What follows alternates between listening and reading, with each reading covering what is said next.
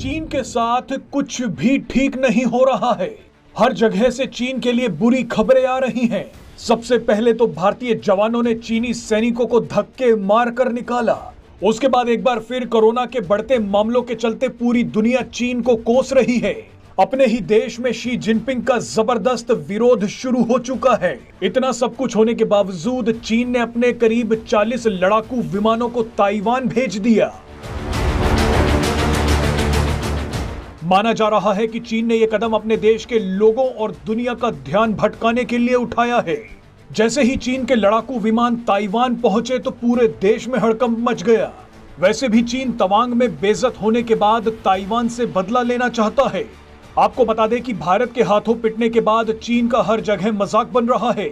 खासतौर पर ताइवान की मीडिया में तो उस वीडियो की खूब चर्चा हो रही है जिसमें भारतीय जवान चीनी सैनिकों पर जमकर हाथ साफ कर रहे हैं। आपको बता दें कि बुरे वक्त से गुजर रहे चीन ने हड़बड़ाहट में ताइवान में अपने लड़ाकू विमान तो भेज दिए, लेकिन ताइवान से भी चीन को तवांग की तरह भागना पड़ा। आपको बता दें कि चीन के करीब 40 लड़ाकू विमान एक साथ ताइवान की सीमा में घुसे थे। इसके जवाब में ताइवान ने भी अपने लड़ाकू विमानों को रवाना कर दिया और एंटी एयरक्राफ्ट मिसाइलों को एक्टिवेट कर दिया। ताइवान की मिसाइलों ने जैसे ही चीनी लड़ाकू विमानों पर निशाना लगाया, ये सारे लड़ाकू विमान सीमा छोड़कर भाग गए।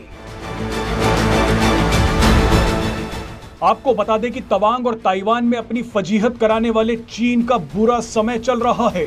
चीन की अर्थव्यवस्था अब तक के सबसे बुरे दौर से गुजर रही है।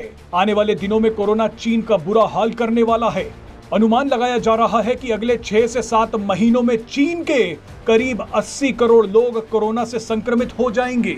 अब तो LAC पर भी चीनी सैनिकों को कोरोना होने लगा है। चीन भारत से लगती सीमा पर क्वारंटीन सेंटर बना रहा है। चीनी सैनिक डर के मारे अपने पैर पीछे खींच रहे हैं।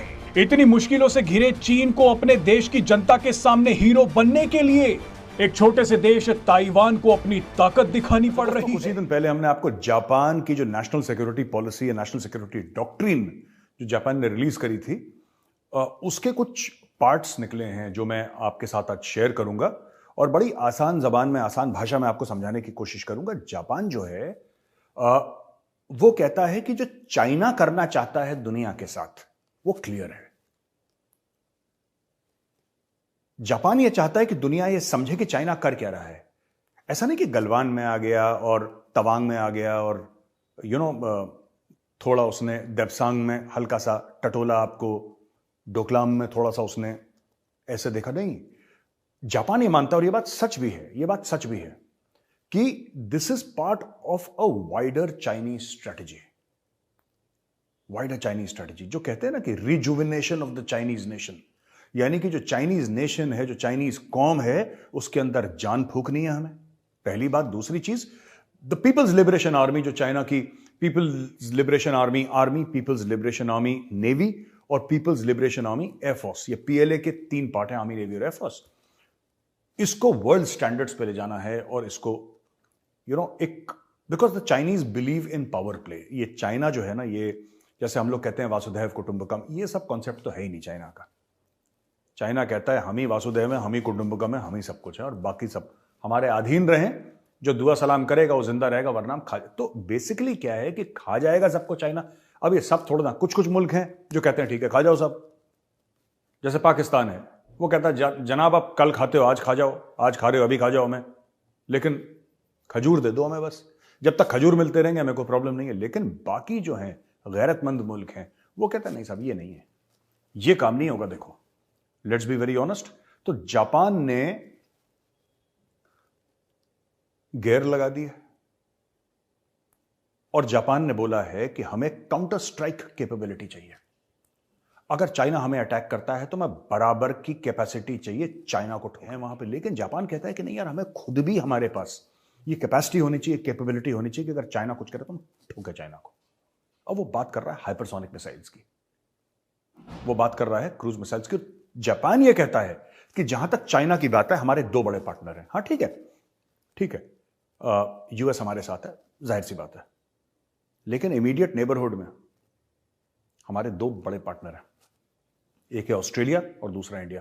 ऑस्ट्रेलिया ने भी अपना डिफेंस बजट बहुत बढ़ा दिया दोस्तों, जापान ने भी बढ़ा दिया है, भारत भी बढ़ा रहा है, और ये सारे देशों को, इसमें साउथ कोरिया भी शामिल है, क्योंकि भाई साउथ कोरिया को परेशान कौन करता है? North Korea. और नॉर्थ कोरिया का अब्बू कौन है? नॉर्थ कोरिया और पाकिस्तान मेले में बिछड़े हुए वो भाई हैं जिनका एक ही अब्बू है, चीन। यानी कि साउथ कोरिया को आप पुश कर रहे हो, यानी कि आप यूनाइटेड स्टेट्स ऑफ अमेरिका को push, that is the clear messaging. अगर आप साउथ कोरिया को धक्का दे रहे हो, अगर आप इजराइल को धक्का दे रहे हो, तो आप अमेरिका को पुश कर रहे हो, फिर वहां से पुश बैक आता है। तो ये जियोपॉलिटिकल जो सेंसिटिविटीज हैं, ये हमें समझने की जरूरत है। उसको कहते हैं कामेकाजी, डिवाइन विंड। तो इन्होंने अपना नाम डिवाइन विंड रखा था, जो सुसाइड बॉम्बिंग करते थे। तो ये देखिए, ये पास्ट है जापान का, और चाइना फिर से धक्का दे रहा है। वो राख का ढेर है मिलिटरीली, मैं आपको बता रहा हूं, जापान राख का ढेर है, लेकिन उसके अंदर चिंगारी दबी हुई है। इसको छेड़ना नहीं चाहिए कायदे से। Don't push the Japanese, nothing good will come out of pushing Japan. जो चाइना का घमंड है ना कि जापान छोटा मुल्क है चाइना के बनस्पत, काफी छोटा है, पॉपुलेशन बहुत छोटी है चाइना के बनस्पत, लेकिन यह बहुत खतरनाक मुल्क था पास्ट में, आज से 75 साल पहले। बहुत खून खराबा हुआ है। और ऐसी बात नहीं कि अमेरिका ने नहीं करा, अमेरिका ने तो एटम बम गिरा दिए, फिर तो अमेरिका के बराबर तो खून खराबा किसी ने करा ही नहीं। लेकिन जापानीज भी कम नहीं थे, जर्मन्स तो अलग ही लेवल का खेल खेल रहे थे। तो अब ये दो पुरानी जो ताकतें हैं दुनिया की, अब फिर से वो जीवित हो रही हैं, और मुझे लगता है ये बहुत बड़ा फिक्र की बात है। अच्छा दोस्तों, एक नई मिसाइल है जो इंडिया में इंडक्ट होने वाली, उसका नाम है प्रलय। नाम भी ऐसे ऐसे होते हैं, देख के सुन के डर लग जाए मिसाइल का। 150 से लेकर 500 किलोमीटर तक की है प्रलय, and in many cases it will replace the Prithvi missile. जो पृथ्वी मिसाइल है ना, उसको कई जगह ये रिप्लेस करेगी। पृथ्वी थोड़ी सी पुरानी टेक्नोलॉजी है। प्रलय ये कहते हैं, the proposal moved by the Indian defence forces is in advance stage and is scheduled to be taken up for clearance during a high level meeting this week. इसी हफ्ते इसका अप्रूवल आएगा। और Pralay is powered with solid propellant rocket. ये पहले जो उसका कहते हैं लिक्विड था पृथ्वी का। अब आप ये कहेंगे कि जब अग्नि है जो 5000 किलोमीटर मारता है, 8000 किलोमीटर मारता है, कुछ लोग 8000 कहते हैं, कुछ 5000 कहते हैं, माफ कीजिएगा, मुझे नहीं पता, हमें प्रलय की क्यों जरूरत है? प्रलय इसलिए जरूरत है क्योंकि कुछ टारगेट्स होते हैं बॉर्डर के पास, शैलो टारगेट्स होते हैं, ज्यादा डीप नहीं होते, शैलो होते हैं, उनको टारगेट करना। और ये जो प्रलय है ये बहुत काम की चीज है, ये तैयार है, अप्रूवल मिलेगा। ऐसा नहीं कि 10 साल के बाद, आप देखिएगा बहुत जल्दी जल्दी इंडक्ट होगा ये। और इंडियन आर्म्ड फोर्सेस को ऐसा पंच चाहिए कि जो डेप्थ में, ज्यादा नहीं पर थोड़े डेप्थ में, जो चाइनीज हेडक्वार्टर्स है, कल अगर उनको टारगेट करना पड़े तो प्रलय उनको टारगेट करेगा। और प्रलय की यह खासियत है कि जिस स्पीड से आता है, जिस स्पीड से ये टारगेट करता है, और मैं ज्यादा टेक्निकल डिटेल्स में नहीं जाऊंगा, लेकिन ये जिस स्पीड से काम करेगा, China will not have anything that can intercept प्रलय। चाइना के पास ऐसा कुछ नहीं है जो प्रलय को इंटरसेप्ट कर पाए, इसलिए चाइना थोड़ा सा डरा हुआ है। पाकिस्तान किसी खाते में नहीं आता, मतलब ठीक है, उनको तो वैसे ही चलते फिरते निपटा दो पाकिस्तान को, that's not a problem. But China is a real problem, China is the real threat. और एक और चीज मैं बताता हूं, हम लोग ना बहुत पाकिस्तान करते हैं कि पाकिस्तान ने ये कर दिया, वो कर दिया। देखिए, पाकिस्तान ना चाइना का स्टेप नहीं है,